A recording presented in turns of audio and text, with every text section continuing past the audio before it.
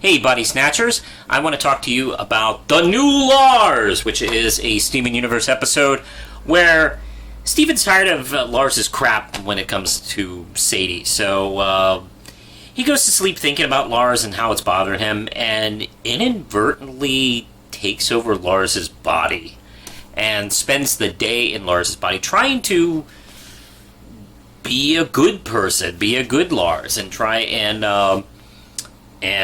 particularly treat Sadie with respect and try and fix their relationship in a way that it can't work because Sadie doesn't buy it and even thinks that Lars is being manipulative with her and sort of backfires. So he has to come clean and tell her, like, hey, no, look, it's actually Steven.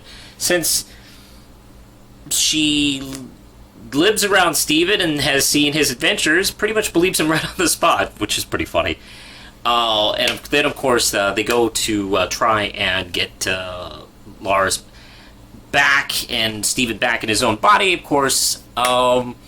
That's when his family and his friends kind of see and discover, what happens. All this happens is a huge embarrassment to Lars. Then, of course, at the end of the episode, Lars gets to find out that, hey, maybe Sadie does like him back. Alright, now here's the thing. Steven's new power is pretty frightening, actually. This is a possession power, and this is normally this is normally a power you give to villains and evil guys. So this is an interesting power to see in the hands of someone like Steven.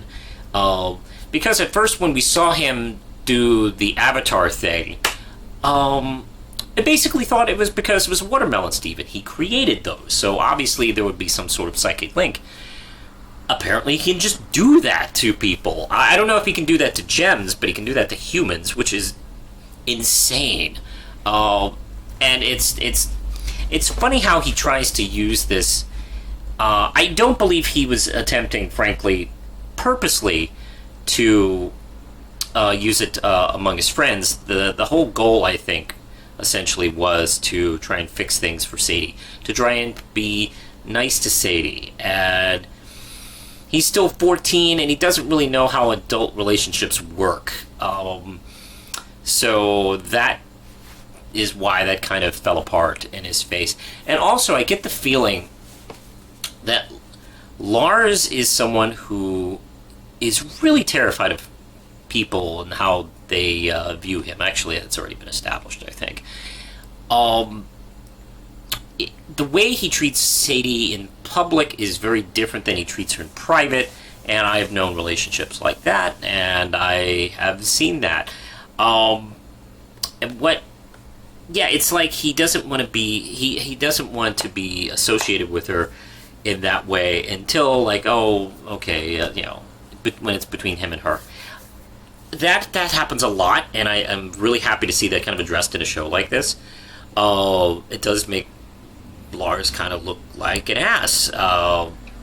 And it is one of those things where this show tends to repeat its Lars-Sadie issues over and over again, where they don't really seem to learn that much, especially Lars.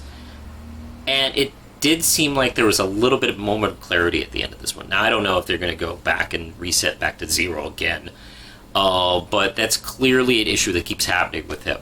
And her too, but it's more like him. So, yeah, this episode was really interesting. And as far as, like, to the main story, it's really interesting use of his powers. And, wow, his dream powers are getting more amazing. We'll get back to when we get to the Kiki episode. So, yeah, this is a pretty funny episode. I can't believe that we saw, like, Lars naked and shit, like his old ass. And, he's not like a kid or a cartoon dog or something like that. He's a teenager, or an older teenager. He's basically kind of an adult. And it's funny how the show got away with that. Along with him, like, waking up to, like, a nudie magazine. Let's see. Yeah. Yes. And also, if you take a quick look at that cover, the pinup girl on that cover looks a lot like Sadie. She's full-figured and blonde, kind of giving a hint to, you know, his attention and his passions and what he's attracted to. And yeah, I fully believe he was probably spanking it before he went to sleep. Thank God for Steven, that didn't happen halfway through that. That would be in a whole new episode, I think. But yeah, this is definitely this episode. We got a lot to look into as far as Lars is concerned. Also, it was interesting seeing his parents for the first time in the series. And one big shout out to Buck doing a Ice Bear reference. It's very subtle, but I think that's an Ice Bear reference.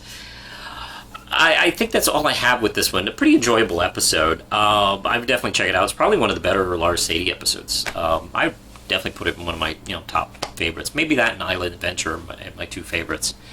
I think that's it for now. So push the button, Lindsay.